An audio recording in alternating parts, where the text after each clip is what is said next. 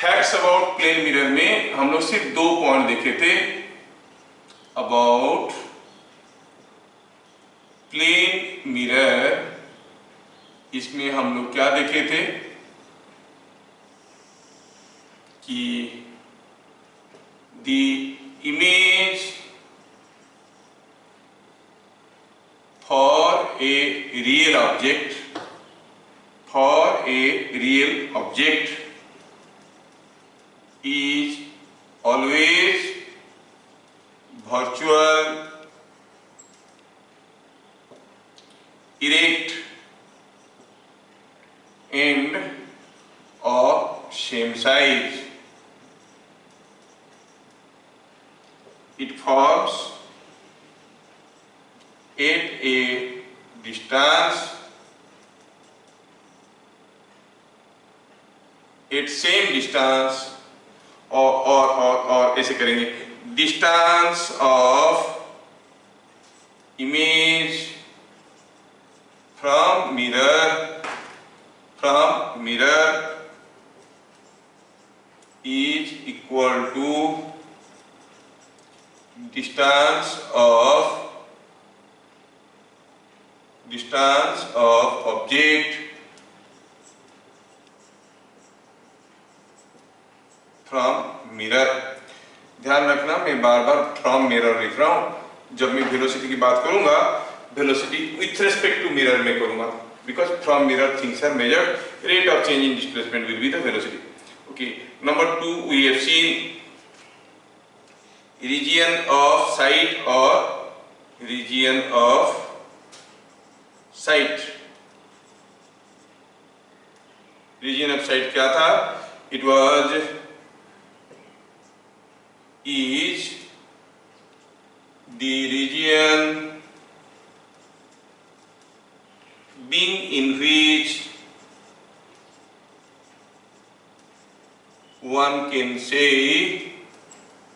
the image of an object। और इसके बारे में और क्या देखे थे? This region is bounded by the reflected rays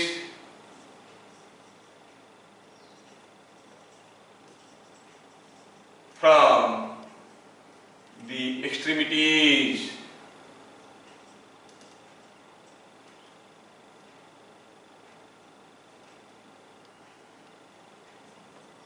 of the mirror। पढ़ चुके हैं सब कुछ। तीसरा देखे थे, if mirror being fixed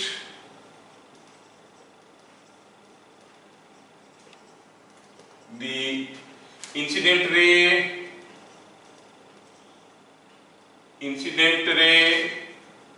is rotated by angle theta in clockwise direction,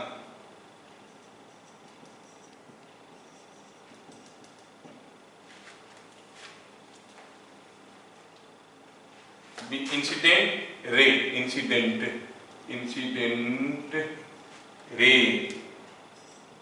is rotated by angle theta in clockwise direction. The reflected ray rotates, हाँ बोलिए, बाई एंगल कितना? थीटा, इन सेम डायरेक्शन और in opposite direction, in anti clockwise direction. ठीक है। और क्या था? If incident ray being fixed, the mirror is rotated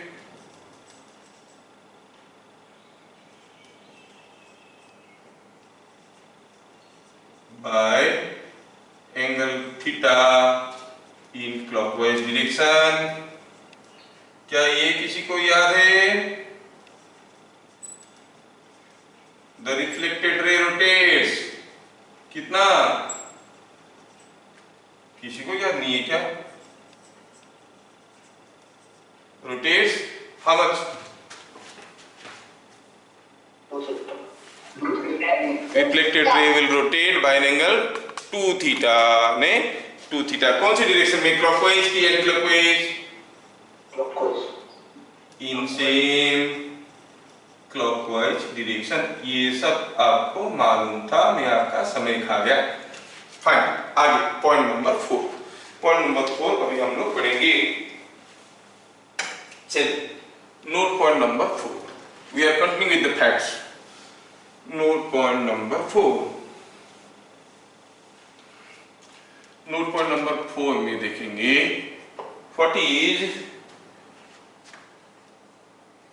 what is called deviation of ray, deviation of ray।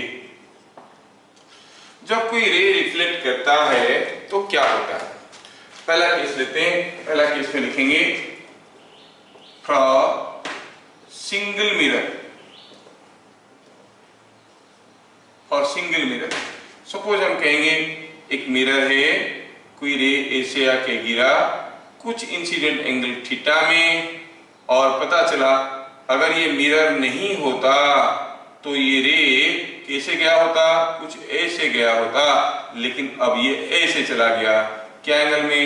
Theta में, due to reflection. Incident angle equal to reflecting angle. तो ये जो रे जो इधर जाने वाला था वो गया इधर, तो कितना डेविएट कर गया? This is deviated by an angle delta. तो हम क्या कहेंगे? Deviation delta is equal to कितना है?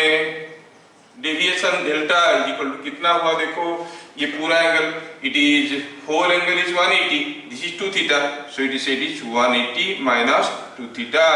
Where what is theta? Theta is incident angle. So when a ray is incident angle theta, the deviation is 180 minus 2 theta.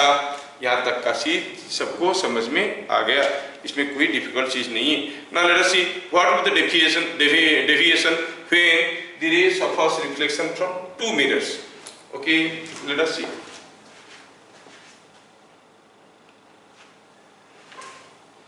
चलिए देखते हैं for combination of mirrors. For combination of mirrors मुझे निकालना है deviation. देखो कैसे हो रहा है, कैसे हो रहा है। For combination of mirrors, for combination of mirrors, ठीक है। तो चलो ऐसे मानते हैं कि यहाँ पर कोई एक मिरर था, ये कोई एक दूसरा मिरर था। सपोज हम कहेंगे यहाँ पर अल्फा था एंगल बिटवीन द मिरर्स। अब कोई रे आके यहाँ पे गिर रहा है। अब रे आके यहाँ पे गिर रहा है तो the ray falls somewhere here, this becomes the incident angle theta. अगर ये थीटा एंगल में गिरेगा तो थीटा एंगल में ही निकलेगा, so this angle is also theta. अगर this angle is theta, this angle is theta, this is 90 minus theta, this is 90 minus theta.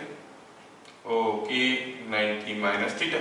अगर ये 90 minus theta हुआ तो ये होना चाहिए 90 minus alpha, क्योंकि 90 minus theta और 90 minus ये एंगल कितना होना चाहिए? It should be 90 minus theta minus alpha. देखो तो तीनों को जोड़ेंगे तो क्या होगा? 90 प्लस थीटा माइनस अल्फा, ऐसे होना चाहिए कि नहीं? Yes, because sum of this has to be 180 degree, then what should be this angle? 90 plus theta minus alpha. जोड़ेंगे तो अल्फा कैंसिल हो गया, थीटा कैंसिल हो गया, 180 हो गया। हाँ, this angle is 90 plus theta minus alpha. अब ये रे सेकंड मिरर में रिफ्लेक्ट किया है तो हम जानते हैं कि incident angle is equal to reflecting angle, otherwise we can say this angle is also equal to this angle. ठीक है, ये मिरर 1 था, ये मिरर 2 है। अब क्या हो गया? ये जब यहां से निकलेगा कितना एंगल में निकलेगा? वही एंगल में निकलेगा। कितना angle? Same 90 plus theta minus alpha. अब ये निकला तो गया ऐसे। तो इनिशियली रे कुछ ऐसे आया था, ध्यान से देखो, ये रे कुछ ऐसे गया है ना, ये रे ऐसे गया, तो रे शुरू में जा रहा था ऐसे, अब जा रहा है ऐसे, कितना डेविएट कर गया, ये पूरा एंगल, दिस पूरा एंगल इज कॉल्ड डेविएशन। क्यों? क्योंकि रे इधर से मुड़ा है, पहले रे ऐसे मुड़ा, फिर ऐसे मुड़ा, फिर ऐसे मुड़ा, फिर ऐसे करके इधर आ गया, मतलब ray has deviated by an angle delta. हमें वो पता करना है, वो डेल्टा है कितना। ठीक है, ठीक है। आप कहोगे कि ये जो आपका एंगल है, एक्सटर्नल एंगल दिख रहा है, एक्सटर्नल एंगल ये वाला, this angle will be equal to this plus this, और वैल्यू निकाल सकते हो आप, वैल्यू निकाल सकते हो। ये अगर 2 थीटा हुआ, ये 90 प्लस थीटा माइनस अल्फा हुआ, तो आप जानते हो कि ये एंगल कितना होगा, आप निकाल सकते हो। चलो कहते हैं this angle is beta. What is beta? Beta is 90 minus this angle is 90 plus theta minus alpha, that is equal to 90 गया, तो हो गया ये alpha minus theta, this angle is alpha minus theta, this angle is also beta, that is alpha minus theta. What is this angle? ये angle पता चल जाएगा तो शायद हम कर पाएंगे। ये एंगल कितना होगा? चलो इस एंगल को कहते हैं gamma. So what is gamma? Gamma is 180 minus this -2 theta minus 2 beta, that is 180 minus 2 theta, तो 2 थीटा रहते, 2 बीटा क्या हो गया? 2 बीटा हो गया 2 अल्फा प्लस 2 थीटा, तो ये 2 थीटा कैंसिल हो गए, मिल गया 180 माइनस 2 अल्फा। कौन सा एंगल? ये वाला एंगल। हो ये एंगल है, तो ये पूरा एंगल कितना हो गया? What is this angle? देखो ये गामा है, तो ऑब्वियसली ये भी गामा है ना, क्योंकि यहां से यहां तक का जो एंगल था वो 180 है, यहां से यहां तक का एंगल 180, ये गामा जुड़ गया। तो आप क्या कहोगे? डेविएशन। डेविएशन कितना हो गया बोलो? अगर समझ में आ रहा है तो बोलो आंसर कितना होगा deviation in terms of gamma? It will be 180 plus gamma, 180 plus gamma, that is 360 minus 2 alpha. So the deviation is coming out to be 360 minus 2 alpha. याद रखना है, for single mirror the deviation depends upon the angle of incidence. For combination of two mirrors, you see the deviation is independent of angle of incidence. It depends only on the angle between the two mirrors. If it is alpha, then the deviation is 360 minus 2 alpha, independent of angle of incidence. किसी भी angle में डाल। क्या चीजें समझ में आ रहा है? Is it understood? Yes sir. Yes sir. तो इस चीज को याद रखना बेटा कि सिंगल मिरर की केस में deviation depends upon angle of incidence given by 180 minus 2 theta. Double mirror में 360 minus 2 अल्फा, जैसे वो ऐसे में 180 minus 2 थीटा होता है, इसमें 360 minus 2 अल्फा होता है, जिसमें अल्फा क्या है? Alpha is angle between the mirrors, और angle of incidence no way matters. तो हम क्या लिखेंगे यहाँ पर? ये कंक्लूजन को हम लोग नोट करेंगे, delta depends on angle between mirrors but independent of angle of incidence. Angle of incidence, ये कितना एंगल में इंसिडेंट हो रहा है उससे कोई मतलब नहीं है। बड़े बड़े क्वेश्चंस बनेंगे जब हम न्यूमेरिकल करेंगे तब आपको पता चलेगा। ठीक है, तो थ्योरी को प्रॉपर्ली ग्रास्प करिए। पॉइंट नंबर 4, डेविएशन ऑफ ए रे, शायद मैं आप लोगों को ठीक ठाक समझा पाया। ठीक है, आप लोग लिख लो इसको, मैं मिटाता हूं। नोट पॉइंट नंबर 5 में हम देखना चाहते हैं something about brightness of the image. You से इंटेंसिटी और ब्राइटनेस। ठीक है, ब्राइट इमेज है कि डॉल इमेज है, वो ब्राइटनेस के बारे में देखना चाहते हैं। कोई इमेज हमें ज्यादा ब्राइट कब दिखते हैं? कोई इमेज हमें ज्यादा ब्राइट कब दिखेगा, कोई ऑब्जेक्ट हमें ज्यादा ब्राइट कब दिखता है, जब उस ऑब्जेक्ट से ढेर सारे रे हमारे आंखों पे पहुंचते हैं। थोड़ा सा रे निकल के पहुंच रहा होगा तो ऑब्जेक्ट डल दिखेगा। कोई ग्लो करता हुआ सोर्स हमें ब्राइट दिखता है, and another object illuminated by a source comparatively dull दिखता है, क्योंकि वहां से कम कुछ रे आ रहे हैं हमारे पास। तो कोई इमेज ब्राइट हमें कब दिखेगा, जब उसमें से ज्यादा रे आके हमारी आंखों में पहुंचेंगे। Now think of a case, suppose हम कहेंगे कि हियर इज ए मिरर, और suppose you see the rays, you are looking, you are standing here, और यहाँ पर कोई एक ऑब्जेक्ट रखा हुआ है, ठीक है, और ये छोटा सा मिरर है। तो इस ऑब्जेक्ट से निकलता हुआ रे आपकी आंखों में गिर रहे हैं। आपकी आंख इतना सारा एरिया कवर करके बैठा है, इसमें सारा रे आके पहुंच रहे हैं। कोई रे ऐसे आएगा, ये भी पहुंच रहा है, ऐसे करके ढेर सारे रे आपकी आंखों में, so many rays are reaching your eye, ठीक है। अब क्या है कि आपको दिखेगा कि जो सारे रे आके कहीं कन्वर्ट हो रहे हैं यहाँ पर, तो you will be able to see the image, but depending upon the amount of light ray your eye is receiving, you will see the brightness. अगर ये मिरर थोड़ा और बड़ा होता तो शायद और ज्यादा कुछ रे रिफ्लेक्ट करके आपके पास भी आ जाते और इमेज आपको और भी ब्राइटर लगता। मतलब अगर हम एक छोटा सा मिरर लेंगे, मान लो इतना बड़ा सा ही मिरर है, इतना बड़ा सा मिरर में भी हमारा कंप्लीट इमेज होता है। हमारा कंप्लीट इमेज एक छोटा सा मिरर, एक पेन साइज का मिरर में भी मेरा कंप्लीट इमेज बनता है। अब बोलो ऐसा दिखता तो नहीं, ठीक है। कोई इधर से अगर देखेगा इस मिरर में, इतना बड़ा सा मिरर में मेरे पाँव उसको दिखेगा, इधर से देखेगा तो मेरा सर उसको दिखेगा, मेरे को नहीं दिख रहा है। अब मेरे को जो नहीं दिख रहा है वो नहीं हो रहा है बोलना गलत है, नहीं। मैं जापान नहीं दिखाऊंगा मतलब नहीं कि जापान नहीं हो रहा, things are there but I am not able to see. तो जब ये मिरर छोटा है तब हमें जो इमेज दिखेगा क्या दिखेगा, it is because of receiving of less number of reflected rays. तो हम कहेंगे the image is a dull image. Mirror का साइज बड़ा हो गया तो ब्राइटनेस बढ़ने जाएगा, क्यों, more reflected rays will reach आ रहा है। अच्छा, जब यहां तक बड़ा किए पता चला ब्राइटनेस बढ़ने लगा क्योंकि more and more reflected rays are reaching. लेकिन उसके बाद जब बहुत बड़ा किए और भी रे रिफ्लेक्ट करेंगे, वो हमारे आंखों में नहीं पहुंचेंगे। तो एक पर्टिकुलर समय तक, पर्टिकुलर साइज तक ब्राइटनेस बढ़ने लगेगा। उसके बाद कितना भी ब्राइटनेस बढ़ाओ, इमेज का और ब्राइटनेस नहीं बढ़ने वाला। क्यों? क्योंकि the reflected rays are no more reaching our eye. Reflected ray हमारे आंखों में नहीं पहुंच रहे हैं। इधर क्लियर? तो ये चीज लिखना है। तो क्या लिखेंगे, the brightness of an image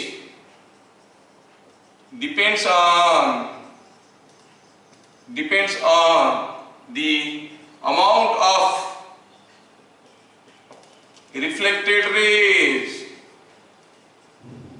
reaching our eye। ठीक है। So for small mirrors with increase in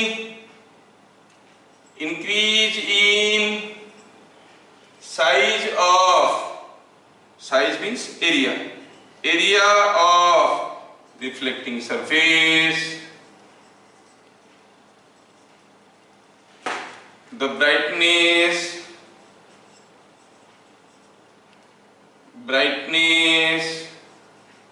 of image increases। ये चीज समझ में आना चाहिए, साथ साथ ये भी समझ में आना चाहिए कि therefore for small mirrors, छोटे मिरर के केस में अगर रिफ्लेक्टिंग एरिया को बड़ा करेंगे, मिरर का साइज को बड़ा करेंगे तो क्या होगा, आपको इमेज ज्यादा ब्राइट दिखेगा। बड़ा मिरर के केस में और बड़ा करेंगे, आज ज्यादा बड़ा नहीं दिखेगा क्योंकि हमारे आंखों में जितना रिफ्लेक्टेड रे पहुंचना था उस एरिया पे, उस सॉलिड एंगल पे, वो पहुंच चुका है। ठीक है, तो पर्टिकुलर साइज के बाद और ब्राइटनेस बढ़ना मुश्किल है। ठीक है, ये हो गया point number 5। Now note point number 6। Note point number 6 में we want to see the formation of multiple images in combination of mirrors। Formation of multiple images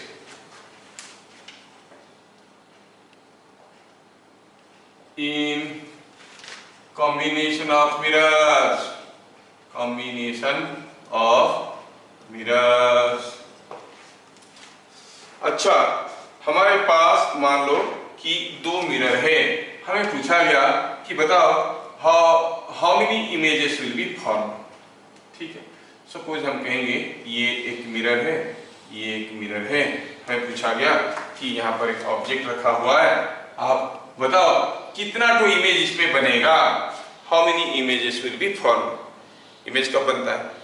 जब reflected rays are reaching back to our eye, we are able to see the image. तो कितने बार reflection हो रहा है उसके ऊपर depend करता है।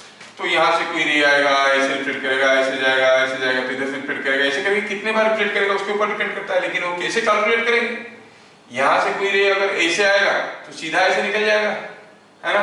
यहाँ पर ऐसे आएगा तो रिफ्लेक्शन कितनी बार होगा, तो how many reflections are taking place. So for that what we do, हम क्या करते हैं, किसी एक मिरर को लेके शुरू करते हैं। से it is mirror 1 and this is mirror 2, इनके बीच में कुछ एंगल है।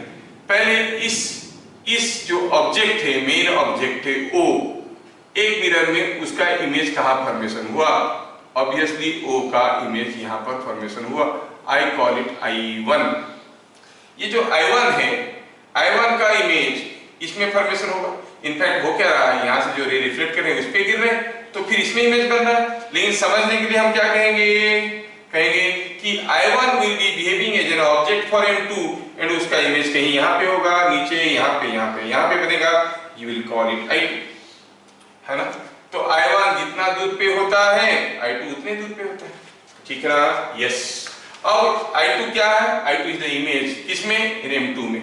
तो उस रिफ्लेक्टेड रे फिर से रिफ्लेक्ट करेंगे तो M1 में इमेज बनेगा। कहाँ बनेगा, ये M1 से जितना दूर पे उतने ही दूर पे इधर कहीं बनेगा, ठीक है।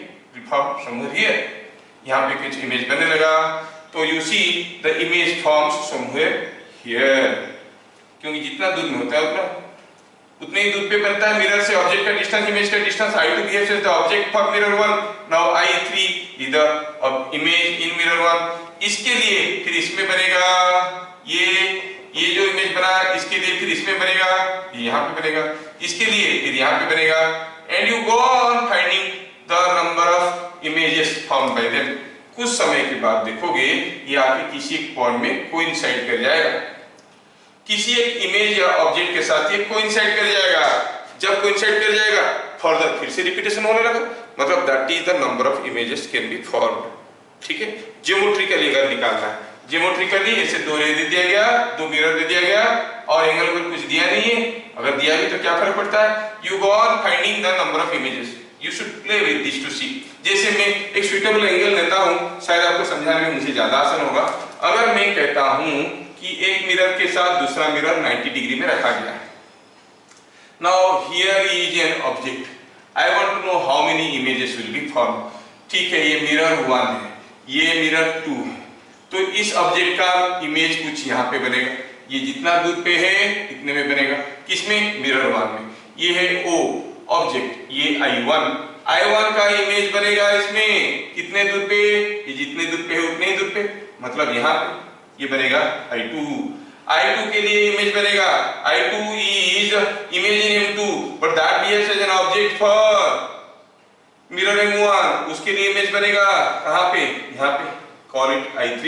अभी I3 के लिए इसमें बनेगा, कहाँ बनेगा, आप देख रहे हो कि O के साथ क्या कर गया, कोइंसाइड कर गया, फिर उसके लिए घूमेंगे तो और कहाँ, तो रिपीटेशन नहीं चलेगा, मतलब you are going to form 3 images। Is that clear? So for any angle between two mirrors, geometrically you can find out the number of images that can be formed. This is the geometrical process. But we shall have a mathematical approach or a formula to calculate the number of images formed in combination of mirrors. ठीक है, इसको मैं मिटाता हूँ और मैं लिखूंगा यहाँ पर if angle between two mirrors is theta, step 1 find m क्या 360 और 180 by theta, 180 by 360 by theta करके करो, आसान रहेगा आपके लिए। 360 बाय थीटा, ठीक है। तो हो सकता है कि होल नंबर होगा, फ्रैक्शन होगा, कुछ भी होगा। स्टेप 2, फाइंड n क्या है, list integral function. List integral function मतलब जैसे बिगेस्ट लार्ज इंटीग्रल फंक्शन होता है आपका, ऐसे लिस्ट इंटीग्रल फंक्शन होता है। क्या होता है कि अगर ये 2.1 है, लिस्ट इंटीग्रल फंक्शन क्या ले लेंगे हम, 3, ठीक है। ग्रेटेस्ट इंटीजर फंक्शन लेंगे तो 2.1 का 2 लेंगे। मान लो कि 2.9 है, नेक्स्ट इंटीजर ले लेंगे, क्या है 3। अगर 7.6 है, उसका लिस्ट इंटीग्रल फंक्शन क्या ले लेंगे, इसको ले लेंगे 7.6 का नेक्स्ट नंबर 8, मतलब जो फ्रैक्शन है उसका नेक्स्ट राउंडेड नंबर इंटीजर जो होगा। सपोज हम कहेंगे m का वैल्यू निकला, कैलकुलेट किए तो पता चला it is coming out to be 6.23 m का वैल्यू। तो n का वैल्यू क्या लेना चाहिए हमें, नेक्स्ट होल नंबर राउंडेड, कितना होगा next whole number 7। So m का वैल्यू हमें 7 लेना चाहिए। तो you must understand how to find least integral value, जिनसे आप लोग मैथमेटिक्स में शायद पढ़े होंगे। ग्रेटेस्ट इंटीजर फंक्शन, वैसे लिस्ट इंटीजर फंक्शन भी होता है ये वाला। फाइंड n, एक बार n मिल गया, स्टेप 3 में आपको नंबर ऑफ इमेज मिल जाएगा। Number of image is equal to n, ठीक है। It is equal to n if n is odd and the object is not along angle bisector of the two mirrors. n is odd and the object is not along angle bisector of the two mirrors and it is n minus 1, otherwise थोड़ा समझो चीजों को, steps को देख लो। मैं through एक numerical example आपको समझाने की कोशिश करूंगा, ठीक है। एक न्यूमेरिकल एग्जांपल आपको समझाने की कोशिश कर रहा हूं।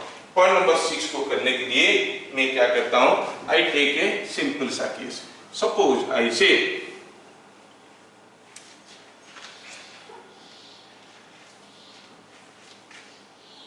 just for sake of example, suppose here are two mirrors और इन दोनों मिरर के बीच में सपोज थीटा दिया गया है, सपोज थीटा दिया है, थीटा इज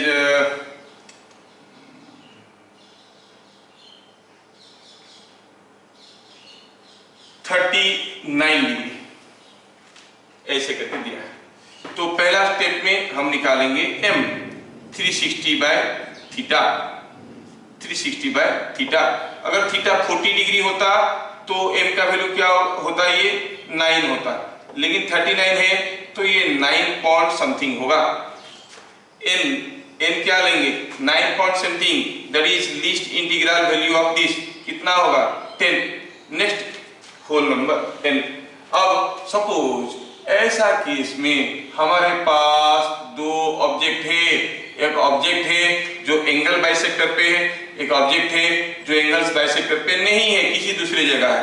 कहने का मतलब है one object is symmetrically between the two mirrors, other is unsymmetrically placed, ठीक है। ऐसा केस में हम कैसे निकालेंगे, what is the number of images, number of images of a क्या है, देखो ए या बी किसी का भी इमेज निकालना है तो वो कैसे निकालेंगे, if n is odd, n odd निकला क्या, नहीं ये तो 10 निकला है, तो फिर ये स्टेटमेंट तो गया, n को ऑड होना था, दूसरा चीज कंडीशन भी सेटिस्फाई करना था, n तो ऑड ही नहीं हुआ तो मतलब पहला कंडीशन गया।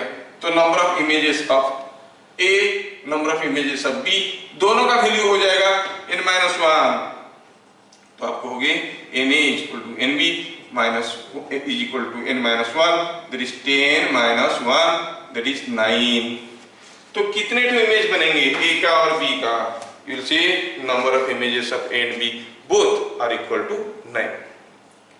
मैं अभी क्वेश्चन में थोड़ा सा चेंज लाता हूं। Suppose I go for second beat, I go for theta is equal to 41 degree. Now see if theta is 41 degree, m क्या हो जाएगा 360 by theta.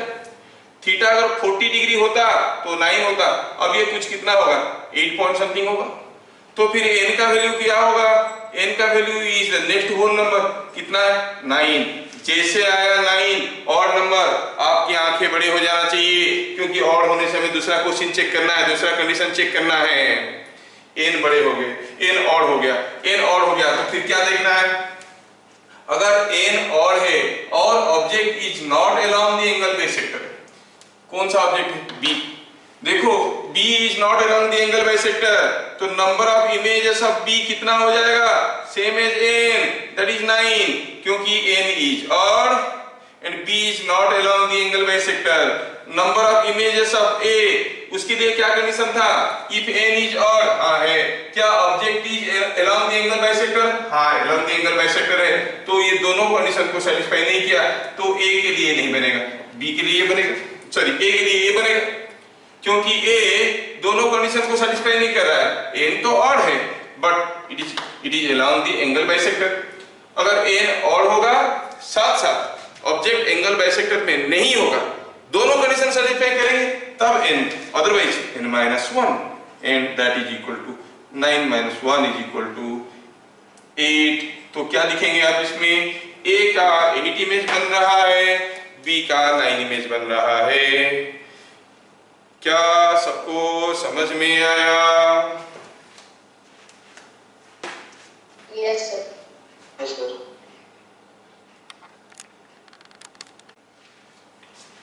Note point number 7 में हम लोग देखेंगे वेलोसिटी ऑफ इमेज, जो आप लोगों को मालूम होगा, लेकिन मैं क्या करूं, मुझे सारा चीज को लिखवाना पड़ेगा to accommodate all of you.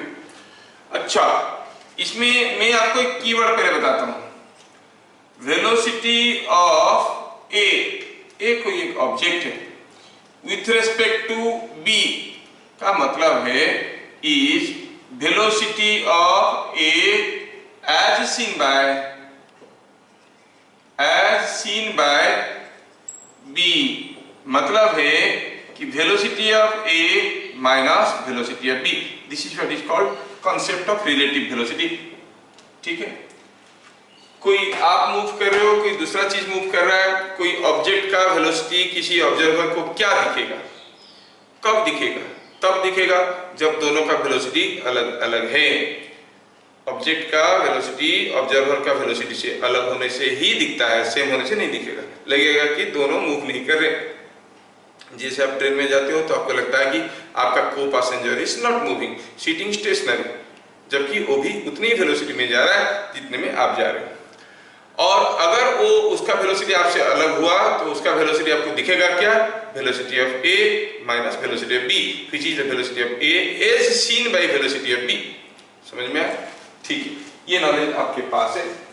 इस नॉलेज को साथ में रखते हुए अगर हम बात करते हैं कि suppose here is a mirror, और इस मिरर में यहाँ पर कोई ऑब्जेक्ट है जो कुछ इधर जा रहा है, the object is going in this direction, तो आप क्या देखोगे? अगर ये ऑब्जेक्ट ऐसे जा रहा है, उसका इमेज यहाँ था, जितने दूर पे ये था उतने ही दूर पे ये भी था, है ना? ये बराबर डिस्टेंस पे था। ये अगर डिस्टेंस d है, ये डिस्टेंस भी d है, तो जब ये यहाँ से यहाँ पर आ जाएगा, ये भी यहाँ से यहाँ पर आ जाएगा। That means with whatever velocity object is moving, the image is also moving with the same velocity. That means क्या conclusion मिला? When object moves parallel to mirror, the image moves with same velocity. When I say same velocity, I mean its speed as well as direction. दोनों का velocity बराबर है, ये इधर जा रहा है, ये भी उधर ही जा रहा है। सिंपल सा चीज है, इसमें सोचने समझने वाली चीज कुछ नहीं था, आपको समझ में आ गया। बीट नंबर 2,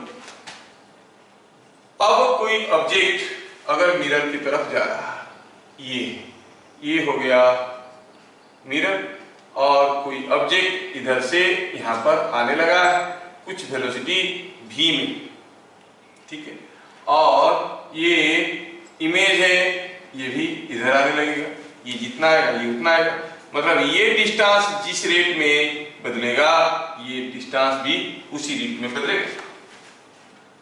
तो हम क्या कहेंगे, when object moves normal to mirror, ध्यान से देखना, object moves normal to mirror, ये अगर यहाँ पर 1 मीटर आ जाएगा तो ये भी इधर को 1 मीटर आएगा, ये इधर को 2 मीटर जाएगा तो ये इधर को 2 मीटर आएगा, मतलब ऑब्जेक्ट जैसा मूव कर रहा है इमेज उल्टा मूव कर रहा है।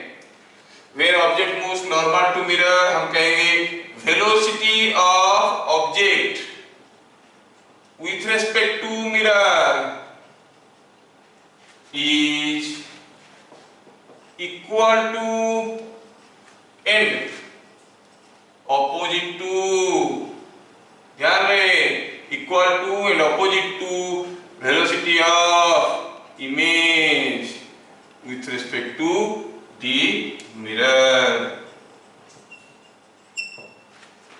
समझ में आया? जितना स्पीड में ऑब्जेक्ट मिरर की तरफ जा रहा है उतने स्पीड में इमेज भी मिरर की तरफ आ रहा है, बट दोनों का direction of motion are opposite to each other. बस थोड़ा सा लिटरली समझने के लिए मैं बता सकता हूं कि सपोज कोई ऑब्जेक्ट इधर जा रहा है 2 मीटर पर सेकंड में और इमेज इधर आ रहा है 2 मीटर पर सेकंड में। सिंपल सा चीज, सपोज ऑब्जेक्ट इधर जा रहा है 2 मीटर पर सेकंड में और मिरर इधर आ रहा है 1 मीटर पर सेकंड में। अब सोचो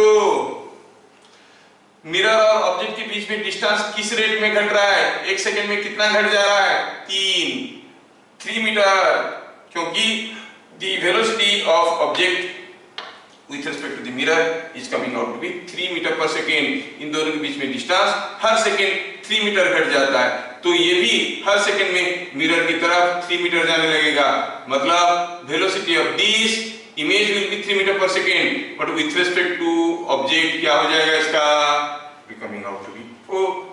समझ में आ रहा है? निकालना पड़ेगा कि ये जितना स्पीड में जितना जल्दी पास आ रहा है ये डिस्टेंस भी उतनी जल्दी घटने लगेगा। Rate of change in distance between this and this is going to be same. अगर ये डिस्टेंस घट रहा है ये डिस्टेंस भी घटेगा, ये इधर जा रहा है तो ये इधर आएगा। समझ में आया? तो हम कहेंगे कि सपोज जैसे अभी इसको न्यूमेरिकली लिख रहे थे ऐसे लिखते हैं, सपोज जो ऑब्जेक्ट है वो इमेज है उसका वेलोसिटी को vi कहते हैं, और मिरर कहीं भी जा रहा है किधर भी जा रहा है ये vm है। सपोज ये ऑब्जेक्ट है इसका वेलोसिटी को vo कहते हैं, ठीक है, ये इमेज है ये ऑब्जेक्ट है। क्या कह रहा है statement, velocity of object with respect to mirror कितना हो जाएगा, देखो तो it is velocity of object minus velocity of mirror, velocity of image with respect to mirror कितना हो जाएगा, it is going to be velocity of image minus velocity of mirror. क्या दिया स्टेटमेंट, ऑब्जेक्ट मिरर की तरफ जितना speed में जाएगा इमेज मिरर की तरफ उतनी स्पीड में आएगा, लेकिन दोनों का वेलोसिटी एक दूसरे के ऑपोजिट होंगे, मतलब vo minus vm is going to be, these are all vectors, में वेक्टर मार्क नहीं दे रहा हूं, is minus of vi minus vm। थोड़ा सा फर्दर सिंप्लीफाई करें तो vo minus vm is equal to minus vi plus vm, और अगर आपको vo मिला है तो आप कहोगे ये vm को इधर ले आओ, तो ये vm को इधर ले लो, 2vm तो हो जाएगा vo plus vi is equal to velocity of mirror into 2। ये काफी काम का रिलेशन है, और ये काफी काम का रिलेशन है, velocity of object plus velocity of image with proper sign, remember they are vectors, मैं क्यों आपको मौका दूं गलत करने की, मैं इसको वेक्टर फॉर्म में ही लिखता हूं, दे आर ऑल वेक्टर्स। ठीक है, तो चीज कुछ ऐसा होगा, velocity of object velocity of image is equal to 2vm। मतलब अगर आपको मिरर का स्पीड दिया है, ऑब्जेक्ट का स्पीड दिया है, वेलोसिटी ऑफ इमेज आप फटाफट निकाल सकते हो, है कि नहीं? बट ध्यान रहे कब ये सब होता है, when object moves normal to mirror. If the object is moving parallel to mirror तो इमेज का वेलोसिटी तो वही होगा जो ऑब्जेक्ट का है, बाय मैग्नीट्यूड भी वही होगा, बाय डायरेक्शन भी वही होगा। क्या सबको समझ में आया? Yes. Sir. अब इसमें और एक इंटरेस्टिंग चीज देखेंगे हम लोग, ये दोनों चीज बड़े पॉपुलर क्वेश्चन से सारे बुक में मिलेंगे, सारे अच्छे बुक में मिलेंगे। इमेज ऑफ ए क्लॉक, अगर किसी एक क्लॉक में, ये कोई एक क्लॉक है, कोई भी एक टाइम हुआ है इसमें, सपोज हम कहेंगे ये लिख देते हैं 12 है, ये 6 है, ये 3 है, ये 9 है, 1 2 4 5 7 8 10 11, you know the values, why should I indicate? तो बस ये लिख देता हूं कि ये 12 है और ये 12 है, ये 6 है, accordingly you know rest of the things, ये 3 है, ये 9 है। अब मान लो कि कोई एक समय हुआ है, कोई एक टाइम हुआ है, हम कहेंगे कि ये टाइम हुआ है, ये हुआ है, hour hand indicates somewhere here and minute hand suppose it indicates somewhere here, and you know the minute hand is longer than the hour hand. ठीक है, छोटा है इसलिए तो धीरे धीरे चलता है, ये बड़ा है जोर से भागता है। हाँ, तो टाइम हुआ, क्या मुझे कोई बता सकता है what is the time now?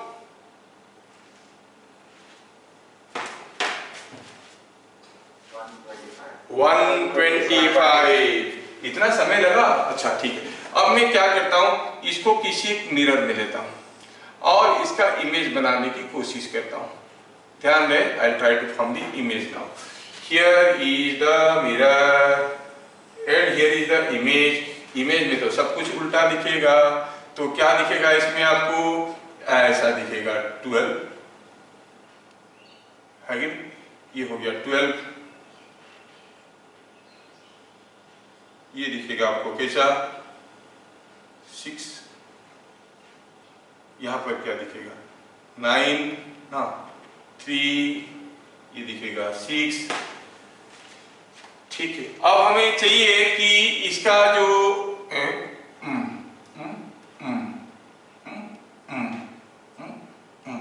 अभी मैं चाहता हूं ये दोनों हैंड का इमेज बनाया जाए, ये 1 और 2 के बीच में, so this two are giving as 1 and 2, इन दोनों के बीच में, तो hour hand will be somewhere here. हाँ ठीक है, ये जैसा इधर तो ये रहेगा ऐसे, ये है ऐसे तो ये रहेगा ऐसे, ये कैसे रहेगा? You see it will be somewhere like this. क्या मैं इमेज को ठीक ठाक बना पाया हूं? देखो तो, यस। तो अब यहां पे टाइम हुआ था कितना? देखो 125, यहां पे कितना टाइम हुआ है? यहां पे कितना टाइम हुआ है? 10:35। तो ये हो गया ऑब्जेक्ट टाइम और ये हो गया इमेज टाइम। ध्यान रहे, there is a relation between them, the relation is object time